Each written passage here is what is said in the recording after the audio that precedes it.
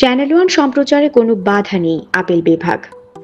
বেসরকারি satellite television channel ওয়ানের সম্প্রচার বন্ধে বাংলাদেশ টেলিযোগাযোগ নিয়ন্ত্রণ কমিশনের বিআরটিসি সিদ্ধান্ত স্থগিত করেছেন আপিল বিভাগ। এর ফলে চ্যানেল ওয়ান সম্প্রচারে কোনো বাধা নেই বলে জানিয়েছেন আইনজীবীরা। সোমবার 24 ফেব্রুয়ারি সুপ্রিম কোর্টের আপিল বিভাগ বিচারপতি মোহাম্মদ আশফাকুল ইসলামের নেতৃত্বে আপিল বিভাগের 4 সদস্যের বেঞ্চে হাইকোর্টের রায় চ্যালেঞ্জ করে চ্যানেল ওয়ানের মালিক গিয়াস উদ্দিন আল মামুনের করা লিভ টু আপিলের শুনানি শেষে এই আদেশ দেন।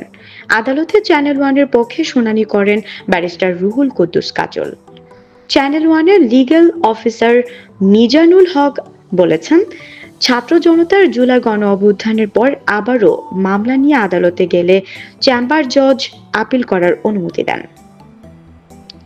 আদালতের আদেশে সন্তোষ প্রকাশ করে চ্যানেল ওয়ানের ব্যবস্থাপনা পরিচালক ব্যবসায়ী গিয়াস উদ্দিন আল মামুন বলেন, অন্যায়ভাবে চ্যানেল ওয়ান বন্ধ করে দেওয়া হয়েছিল।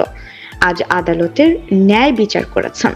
এর আগে গত 23 জানুয়ারি দীর্ঘ 16 বছর পর আপিল দায়েরের অনুমতি পায় চ্যানেল ওয়ান।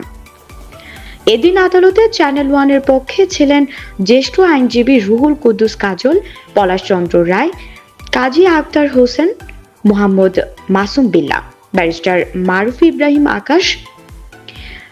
চ্যানেল ওয়ানের পক্ষে আইনজীবী অ্যাডভোকেট মোহাম্মদ মাসুম বিল্লাহ বলেন, চ্যানেল ওয়ানের বিষয়ে আপিল আবেদন পূর্ণাঙ্গ ও নিয়মিত বেঞ্চে শুনানি হয়েছে। শুনানি নিয়ে চ্যানেলের পক্ষে করা আবেদন গ্রহণ করা হয়েছে। ফলে দেশের অন্যতম জনপ্রিয় চ্যানেল ওয়ান পুরো উদ্যমে সম্প্রচারে কোনো বাধা নেই। দেশের বেসরকারি টেলিভিশন চ্যানেল ওয়ান 16 বছর আগে বন্ধ হয়ে যায়।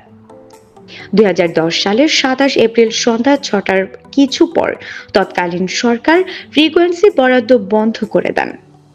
অভিযোগ রয়েছে, রাজনৈতিক এবং প্রতিহিংসাবশত শেখ হাসিনা বিআরটিসিকে বাধ্য করে জনপ্রিয় এই গণমাধ্যমটির সম্প্রচারে হস্তক্ষেপ করেন।